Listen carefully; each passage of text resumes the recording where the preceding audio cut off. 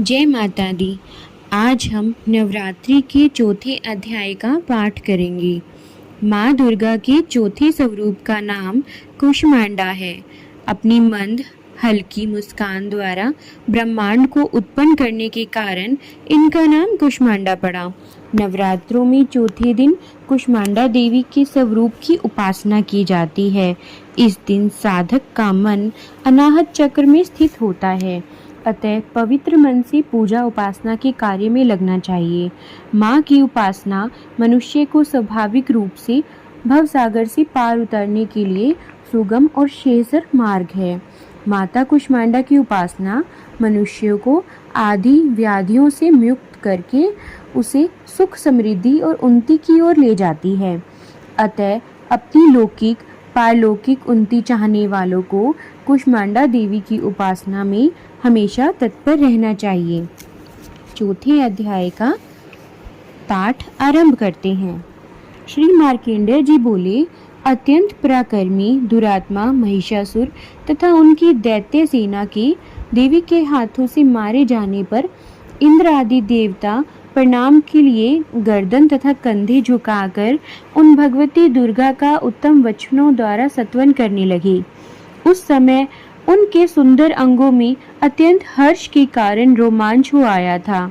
देवता बोले, संपूर्ण देवताओं की शक्ति का समुदाय ही जिनका स्वरूप है तथा जिन देवी ने अपनी शक्ति से संपूर्ण जगत को व्याप्त कर रखा है, समस्त देवताओं और महर्षियों की पूजनिया उन जगदम्बा को हम भक्ति पूर्वक नमस्कार करते हैं। वे हम लोगों का कल्याण करें। जिनके अनुपम प्रभाव और बल का वर्णन करने में भगवान शेषनाग, ब्रह्मा जी तथा महादेव जी भी समर्थ नहीं हैं, वे भगवती चंडिका जगत का पालन एवं अशुभ भय का नाश करने का विचार करें। जो पुण्य आत्माओं के घरों में स्वयं ही लक्ष्मी रूप से, पापियों के यहाँ दरिद्रता रूप से, शुद्ध अंतःकरण करने वाले पुरुषों के हृदय में बुद्धि रूप से, सत्पुरुषों में श्रद्धा रूप से तथा कुलीन मनुष्यों में लज्जा रूप से निवास करती है, उन भगवती दुर्गा को हम नमस्कार करते हैं। हे देवी, आप संपूर्ण विश्व का पालन कीजिए। हे देवी, आपके इस अचिंत्य रूप का, असुरों का नाश करने वाले भारी पराक्रम का तथा समस्त देवताओं और दैत्यों के समक्ष युद्ध में प्रकट किए हुए आपके अद्भुत चरित्रों का हम किस प्रकार वर्णन करें। आप संपूर्ण जगत की उत्पत्ति का कारण हैं। आप में सतोगुण, रजोगुण, तमोगुण ये तीनों गुण विद्यमान हैं, तो भी दोषों के साथ आपका संपर्क नहीं जान पड़ता। भगवान विष्णु और महादेव जी आदि देवता भी आपका पार नहीं पा सकते। आप ही समस्त अखिल का आश्रय हैं। यह समस्त जगत आपका अंशभूत है, क्योंकि आप सबकी आदिभूत अव्यक्त परा प्रकृति हैं। देवी, संपूर्ण यज्ञों में जिनके उच्चारण से सब देवता तृप्ति लाभ करते हैं, वह स्वाहा आप ही हैं।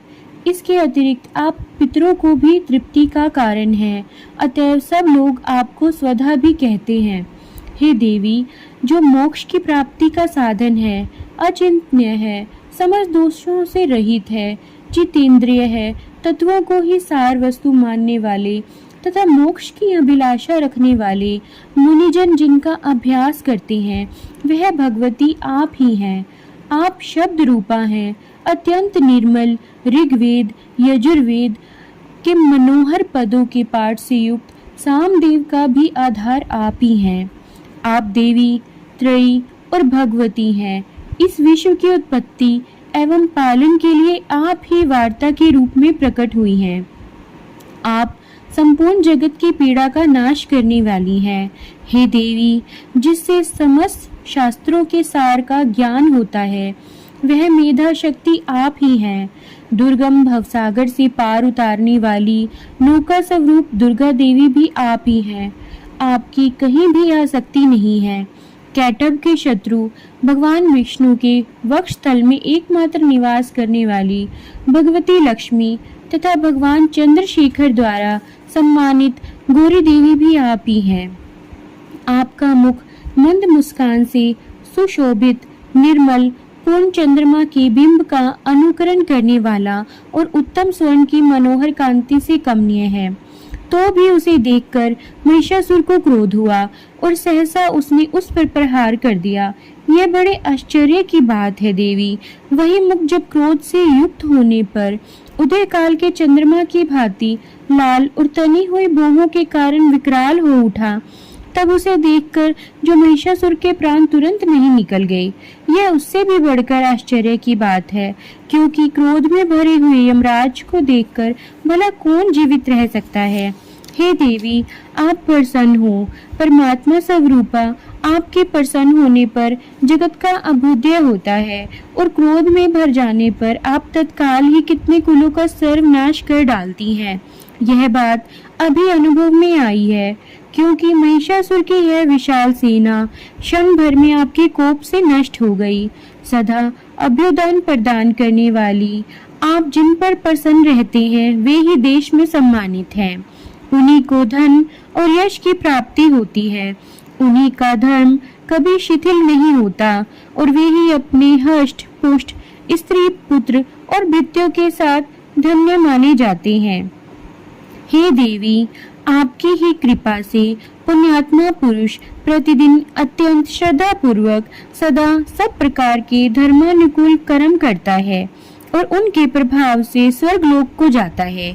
इसलिए आप तीनों लोकों में निश्चय ही मनोवांछित फल देने वाली हैं।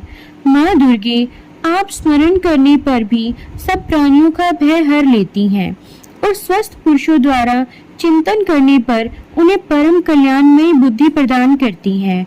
दुख, दरिद्रता और भय हरने वाली देवी, आपके सिवा दूसरी कौन है, जिसका चित्त सबका उपकार करने के लिए सदा ही दयालु रहता हो।